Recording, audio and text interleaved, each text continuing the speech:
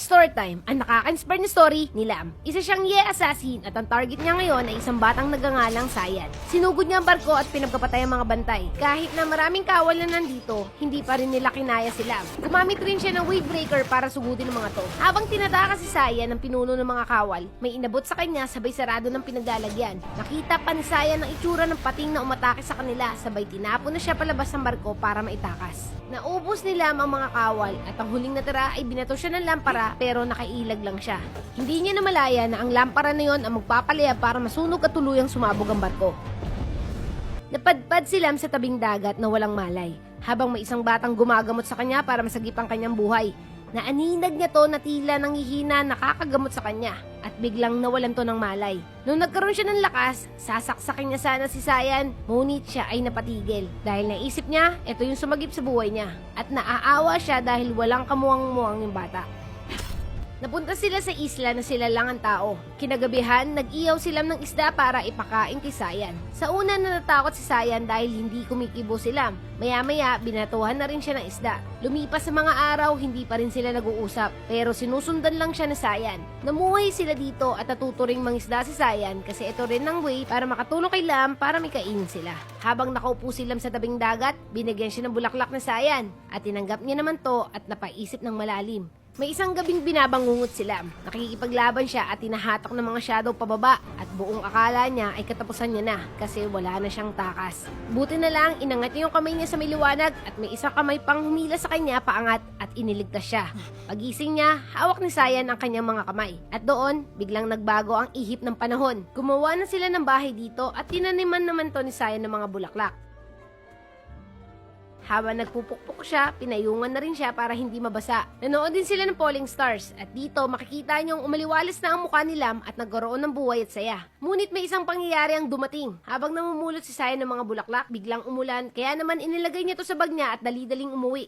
Maya-maya, nagulat siya dahil meron siyang bangkang nakita at mga kawal na tila may hinahanap at biglang lumabas si Sima Yi at lumipad papunta sa kanya para siya ay dakpin. Dali-dali siyang tumakbo para tumakas. Pagtingin niya sa likod, nakakita siya ng pating na pasugod sa kanya.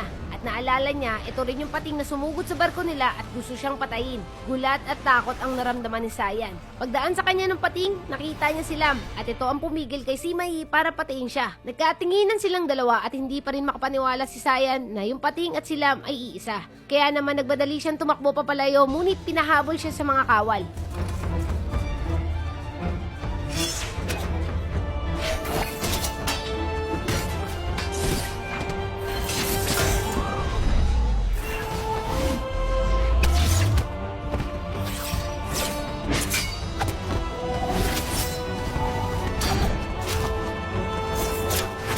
Laban dito si Lam para mailigtas lamang si Sayan, pero naabutan pa rin siya at may kinuha sa kanya na Jade. Habang sinakal siya, kinagat niya to at tinapon siya habang yakap-yakap niya yung Jade. Yung time na sasaksakin na siya, nakita to ni Lam at binato niya yung sandata niya para maprotektahan lamang niya si Sayan.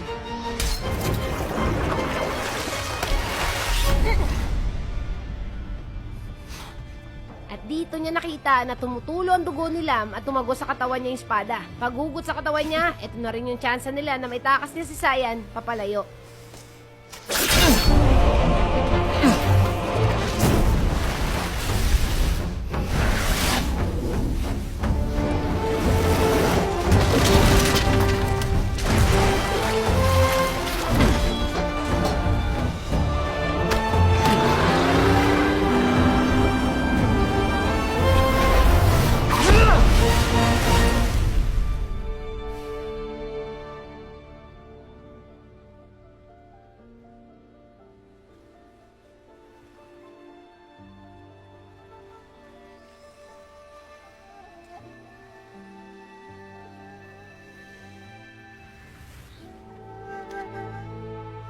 I'd seen many people fall, but this was the first time I had fallen in front of others.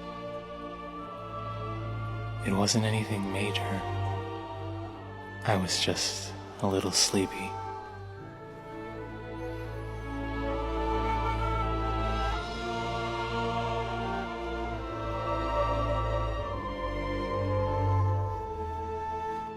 Maililigtas niya pa kaya si Lam? Yun lang, sana nagustuhan nyo yung story ni Lam at Sayan. At kung gusto nyo pa ng ibang storya, i-visit nyo ang YouTube channel ko at dito nyo i-comment kung sino ang trip nyo.